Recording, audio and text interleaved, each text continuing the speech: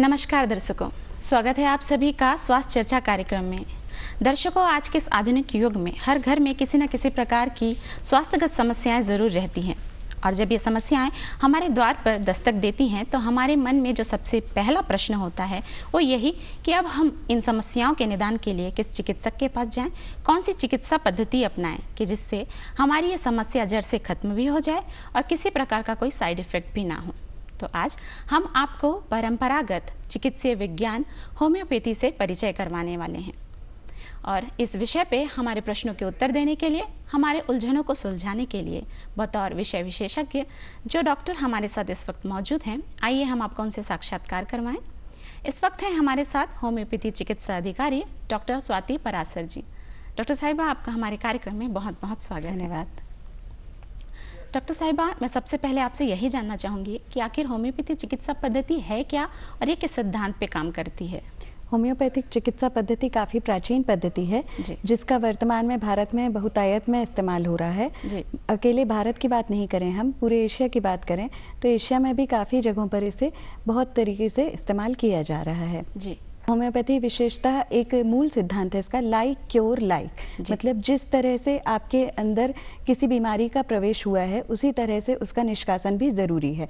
जिस पदार्थ से या जिस भी फिनोमिना से हमारे शरीर में किसी बीमारी का आगमन हुआ है उसी को हम थोड़ा एक आर्टिफिशियल बीमारी का रूप देके मेडिसिन अंदर देते हैं।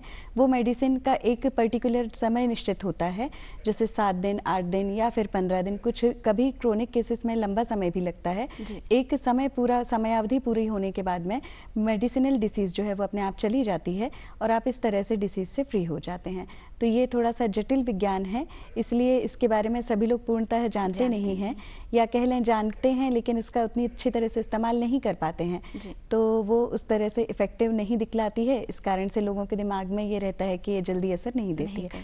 पर अगर हम बात करें कि इसकी सक्सेस रेट कितनी है तो काफ़ी अच्छा रेट है इसका सक्सेस रेट, अगर हम होम्योपैथी के बारे में इंडिया के लिए बात करें तो। जी हाँ डॉक्टर साहिबा, जैसे आपने बताया कि ये प्राचीन चिकित्सा पद्धति है, तो इस चिकित्सा को क्या आज के आधुनिक युग में अपना पाना कठिन होगा?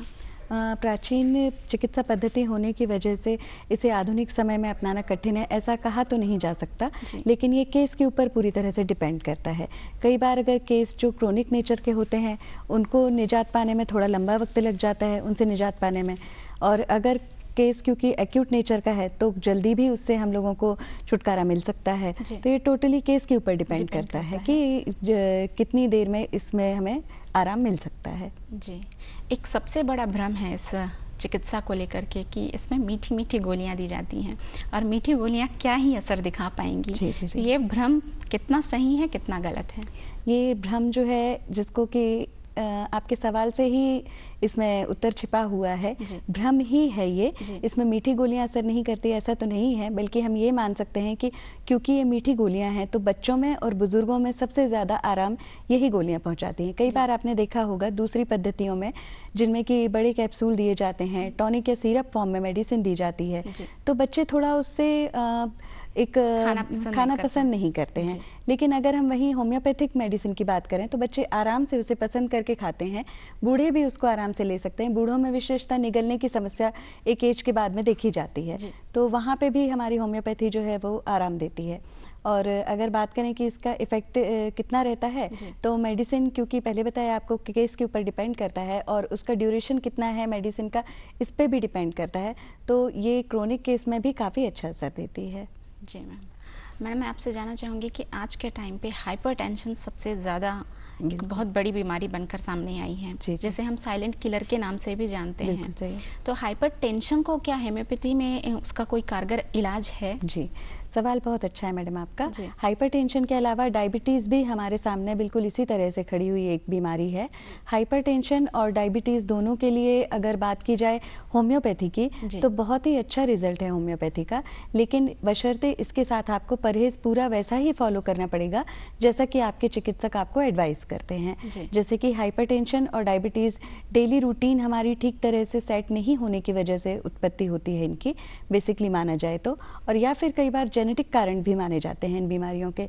तो अगर आप होम्योपैथिक मेडिसिन ले रहे हैं अकेले हाइपरटेंशन और डायबिटीज़ नहीं, किसी भी परेशानी के लिए, अगर आप डेली रूटीन मेंटेन करते हैं, लाइफ स्टाइल आपकी मेंटेन्ड है, देन डेफिनेटली आपको श्योर एंड शॉर्ट रिजल्ट देखने को मिलता है। और कई बार ऐसा भी होता है कि शुरुआती चरणों में आपके पास हाइपरटेंसिव मरीज आ रहा है या फिर कि डायबिटिक पेशेंट आ रहा है, तो आपको इसको परमानेंटली इसमें क्योर भी देखा गया है। अगर जेनेटिक आपका इन्वॉल्वमेंट वहाँ पर नहीं हो तो आप परमानेंट क्योर भी हो सकते हैं। जी, अभी आपने बताया कि इन सभी समस्याओं के निदान के लिए डाइट भी बहुत महत्वपूर्ण है, और एक ये भी भ्रम है कि जब हम होम्योपैथी की दवाइयाँ लेते हैं तो हमें प्याज लहसुन का परहेज करना होता है, तो ये कितना सच है? जी जी, ये प्याज लहसुन वाली बातें जो हैं वो कुछ एक मेडिसिन के लिए ही इफेक्टिव हैं, और उसका कारण भी ये है क्योंकि जैसे पहले आपको बताया हमने कि लाइक क्योर लाइक, हम लोग इस सिद्धांत पर काम करते हैं। कुछ मेडिसिन हमारी जो होती हैं वो प्याज से भी बनाई जाती हैं, प्याज के अर्क से भी बनाई जाती हैं और लहसुन के भी अर्क से बनाई जाती है। तो इन केस अगर आपके केस में या आपके पेशेंट के केस में अगर वही मेडिसिन यूज करी है तो वो एक्सेस में ना आ जाए, इसके लिए हम उससे परहेज करने के लिए बोलते हैं। मतलब पर्टिकुलर किसी प्रकार की अगर समस्या है उसी में ही ऐसा परहेज करना होता है। बिल्कुल बिल्कुल। डॉक्टर साहिबा, आज के समय में मनोरोग, मानसिक समस्याएं, ये हर घर में हर एक सदस्य को हम देखने को पाते हैं, तो ये जो समस्या है ये क्यों आती है? जी, बेसिकली बात करें अगर हम मनोरोग के कारण की, तो अभी के परिवेश को देखते हुए बहुत सारे कारण हो सकते हैं मनोरोग के। अगर हम बच्चों की बात करें तो क्योंकि अभी स्ट्रेस लेवल इतना ज़्यादा है कि अगर हम उसको निग्लेक्ट कर दें तो एक टाइम पर जाके वो मानसिक बीमारी का रूप ले सकता है। और मनोरोग की बात अगर हम करें तो समाज अभी भी उतना ज़्यादा जागरूक है नहीं इस बारे में कि वो इसको एक बीमारी का रूप ले। वो अभी भी मानसिक बीमारियों को एक पागलपन का ही नाम देते हैं। तो जिस भ्रांति को दूर होना बहुत ज़्यादा ज़रूरी है। गवर्नमेंट इस विषय में भी काफ़ी सारे काम कर रही है। और अगर हम बात करें होम्योपैथी की, तो होम्योपैथिक मेडिसिन बच्चों से लेकर बुजुर्गों तक सभी के लिए सूटेबल है। तो बच्चों में विशेषतः जिस तरह की परेशानी, मनोरोग की परेशानी अगर हम देखें या मनोविकार की परेशानी देखें, जैसे एग्जाम फोबिया, स्टेज फोबिया, इन सारी परेशानियों के लिए बहुत अच्छी मेडिसिन है जो कि कारगर उपाय देते हैं। तो डॉक्टर साहिबा, आपने मनोरोग के बारे में बताया, लेकिन हम ये कैसे जाने कि कोई व्यक्ति मानसिक समस्याओं से ग्रसित है, तो उसका लक्षण क्या होता है? जी, मानसिक बीमारी के लक्षण जो है विशेषतः पहले परिवार वाले ही नोटिस करते हैं।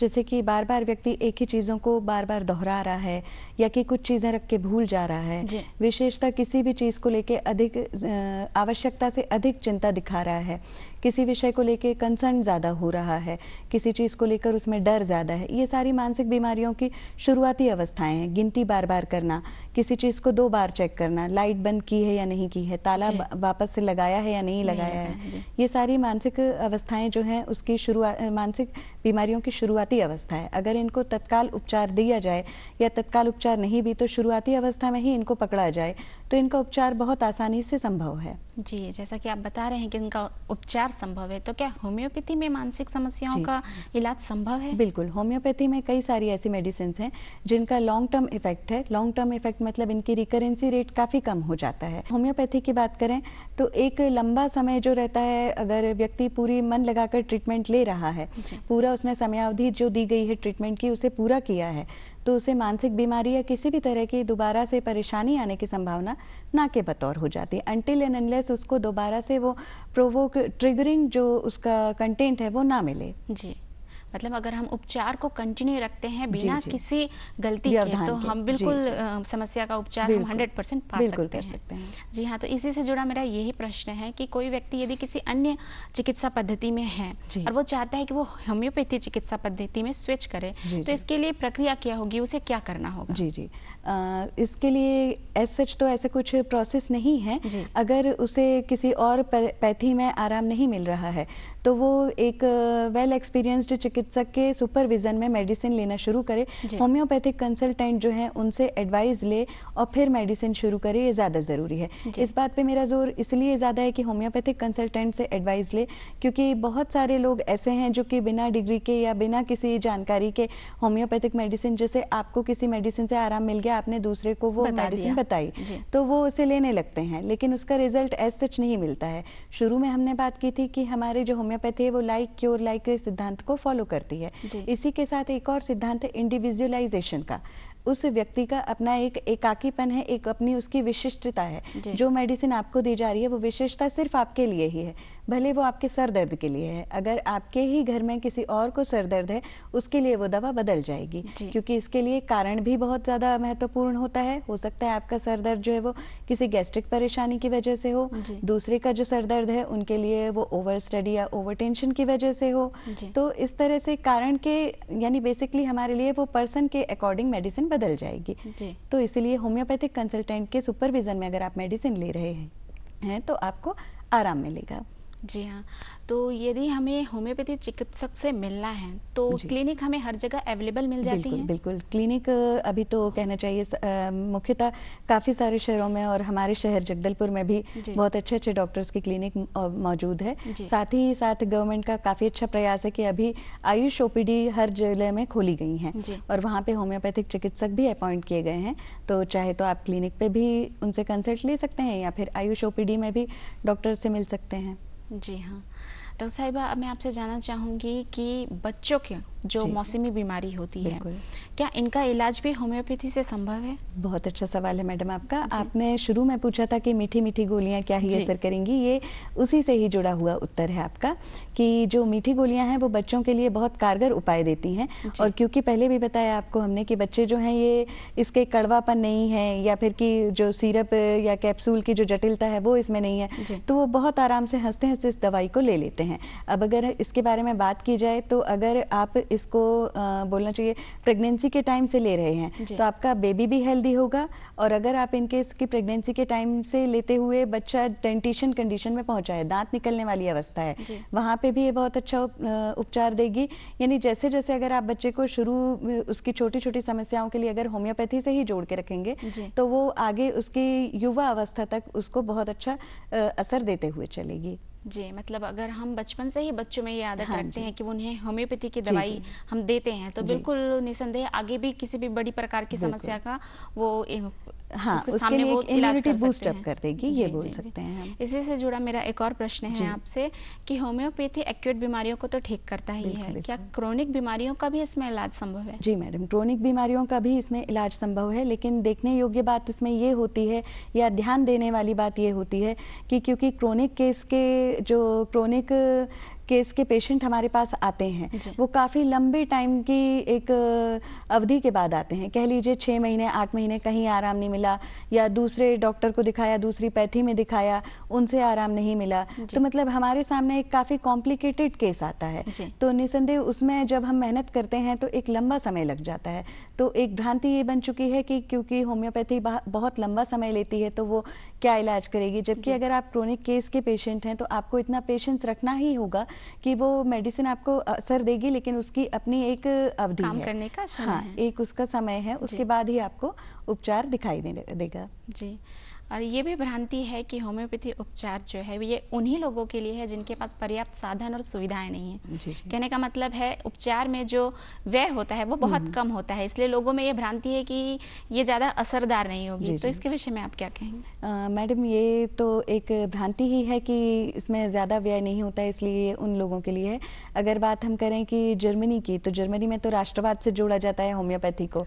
तो अगर हम बात अपने भारत की ही करें तो भारत में भी क्योंकि हम लोग अगर बच्चों से ही शुरुआत कर रहे हैं इसकी, तो वो एक लंबी आयु तक सिर्फ इसे ही मतलब फर्स्ट चॉइस के रूप में देखेंगे, क्योंकि निसंदेह ये छोटी छोटी परेशानियों के साथ में अगर बड़ी परेशानी कोई आने वाली है और आपने इसे शुरुआती अवस्था में ही ले लिया है तो उससे भी आपको क्योर कर देगी। जैसे एक सपोज आपको एक रीनल कोलिक का पेशेंट है, मतलब अगर हम जनरल भाषा में बात करें तो स्टोन की परेशानी वाला पेशेंट है, कई तरह से उसने इलाज कराया, उसे आराम नहीं मिला, अब वो जाकर होम्योपैथिक डॉक्टर के पास आ रहा है तो उसमें थोड़ा सा समय तो लगेगा। लेकिन वहीं अगर उसको ये अंदेशा हो गया है कि ये जो मुझे तकलीफ हो रही है इसके लिए मुझे होम्योपैथिक डॉक्टर के पास जाना है, हमारे पास वो प्राइमरी स्टेज में ही आ गया है, तो उसको 15 दिन 20 दिन का एक नॉर्मल डोज होता है या नॉर्मल अवधि होती है, उसके बाद आराम मिल जाता है।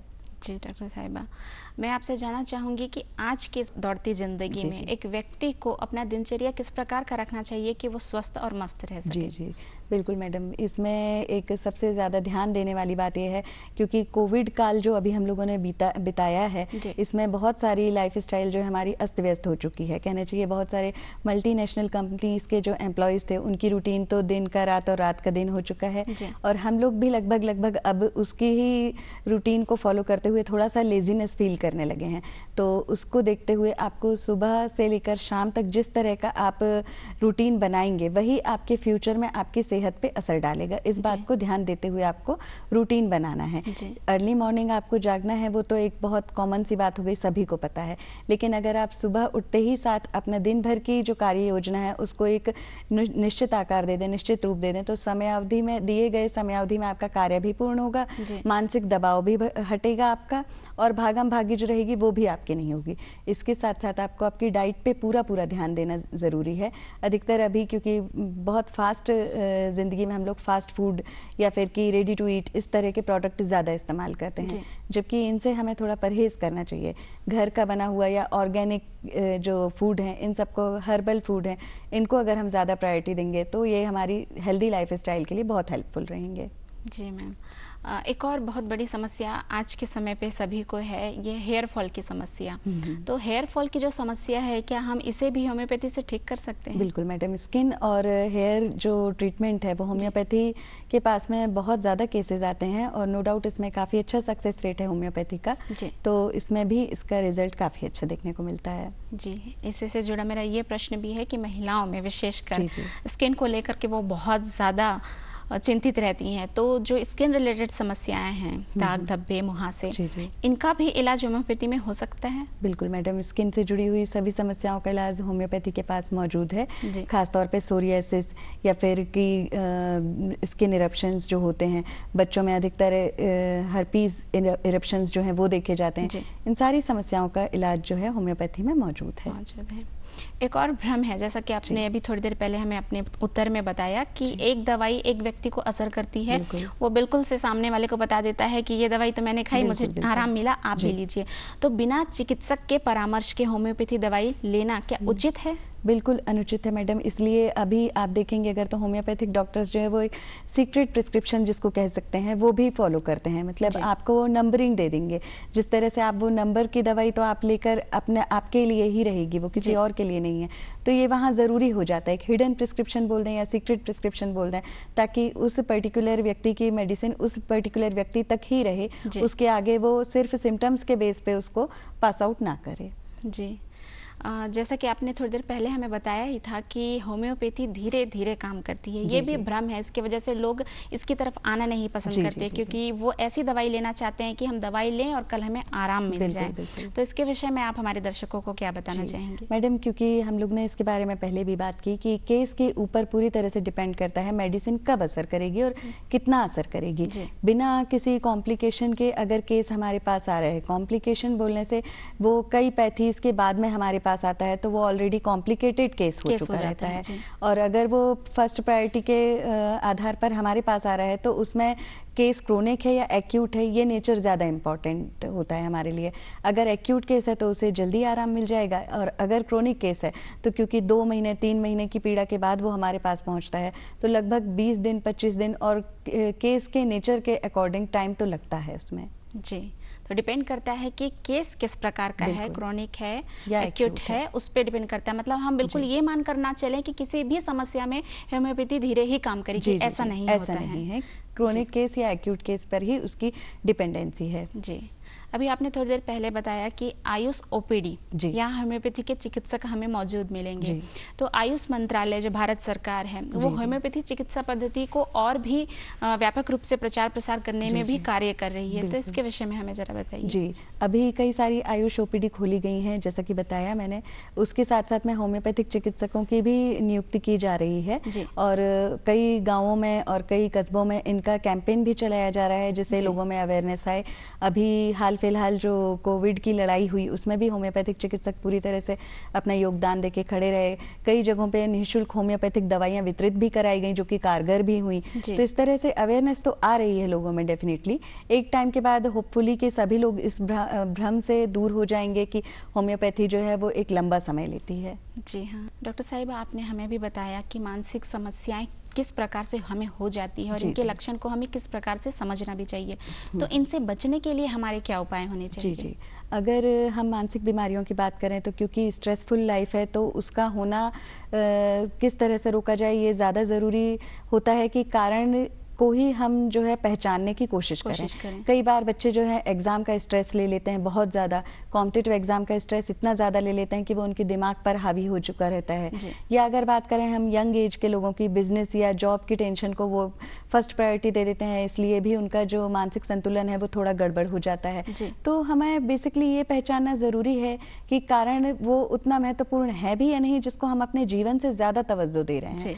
तो इस तरह से अगर हम एनालिसिस करेंगे तो डिप्रेशन और एंजाइटी ये सारा कुछ हमारी लाइफ से काफ़ी हद तक कम हो जाएगा। लेकिन होता ये है कि अभी छोटी छोटी चीज़ों में लोग पैनिक हो जाते हैं। एग्रेशन काफ़ी ज़्यादा देखा जा रहा है छोटे बच्चों में।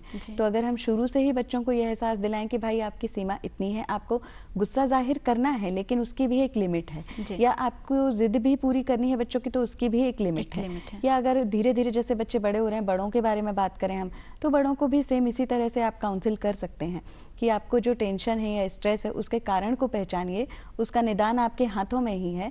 और अगर आप उसका समय आने पर, समय रहते आप उसको पहचान नहीं पा रहे हैं तो वो एक मानसिक बीमारी का रूप ले सकता है। तो कुल मिलाकर हम ये कह सकते हैं कि हम खुद ही इन समस्याओं से ऊपर निकल सकते हैं। हमें खुद चयन करना है कि जिस विषय को लेकर हम इतने ज्यादा चिंतित हैं वो वास्तव में इतना महत्वपूर्ण है भी या नहीं। इसके साथ साथ आप योगा, मेडिटेशन ये अगर लाइफ में शामिल कर लेते हैं डेली रूटीन में तो आप मान के चलिए कि आपको 50% तो ऐसे ही आराम मिल जाएगा। जी डॉक्टर साहिबा, एक और प्रश्न है मेरे मन में जो मैं आपसे जानना चाहती हूँ। ये प्रश्न हम महिलाओं से ही जुड़ा हुआ है। मासिक धर्म एक बहुत बड़ी समस्या के रूप में अभी सामने आ रही है। तो इस चक्र में जो समस्याएं होती हैं, इस समस्याओं से हम कैसे निदान पा सकते हैं? इसमें मेडिसिन अभी देखिए अगर बात करें तो महिलाओं में पीसीओडी और पीसीओएस बहुत कॉमन सी बीमारी हो चुकी है। जिसमें बात करें जो यंग रिप्रोडक्टिव एज की लड़कियां हैं, पीसीओडी से बहुत ज्यादा ग्रसित हैं। पॉलीसिस्टिक ओवेरियन डिसीज, इसका भी काफी अच्छा इलाज हमारी होम्योपैथी में मौजूद है। अगर आप गर्भधारण के पहले ही डॉक्टर से पूरी तरह से काउंसलिंग ले रहे हैं, उनके अंडर सुपरविजन मेडिसिन स्टार्ट कर रहे हैं, तो दिए गए जो आपको समय काल है उसमें आपको अंतर देखने को मिलेगा, आराम भी मिलेगा। साथ ही साथ मेंस्ट्रुअल प्रॉब्लम को लोग छिपाते हैं। यहाँ बस्तर की बात अगर हम करें तो इस तरह की परेशानियों को आप छिपा कर नहीं बल्कि अच्छे तरीके से डॉक्टर से आप काउंसिल करें तो आपको उसका भरपूर अच्छा परिणाम देखने को मिलेगा। और इसके साथ हेल्दी डाइट भी बहुत ज्यादा जरूरी है। बस्तर की महिलाओं के लिए विशेषता मेरा संदेश है कि हेल्दी डाइट वो जीवन में शामिल करें। यहाँ पर बहुत सारी महिलाएं जो वो एनीमिक हैं, जो कि कहना चाहिए इन परेशानियों का एक मुख्यतः कारण ये भी हो जाता है। डॉक्टर साहिबा, मैं चलते चलते हमारे दर्शकों के लिए आपके संदेश जानना चाहूँगी। जी, दर्शकों से मेरा यही संदेश है कि सभी अपना ध्यान रखें। कोविड क्योंकि दोबारा से फिर आने वाला है हमारे सामने, तो अपना वैक्सीनेशन कंप्लीट कराएं। साथ ही साथ हेल्दी डाइट और हेल्दी लाइफस्टाइल को आप फॉलो करिए। और जिस तरह की परेशानियों से आप गुजर रहे हैं मानसिक तौर पर या फिर फिजिकली आप किसी तरह की परेशानी से गुजर रहे हैं, तो उसके लिए एक अच्छे होम्योपैथिक कंसल्टेंट से आप उपचार के लिए मिलें और इस तरह की परेशानियों से निजात पाएं। डॉक्टर साहिबा, आपने अपना कीमती समय हमें दिया और इस महत्वपूर्ण विषय पे हमें इतनी अच्छी जानकारी दी। हमारे स्टूडियो आने के लिए आपका बहुत बहुत धन्यवाद।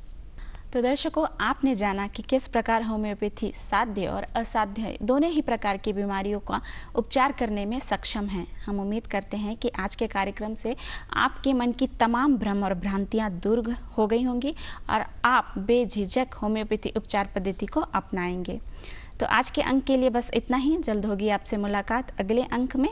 तब तक के लिए मुझे दीजिए इजाजत। नमस्कार।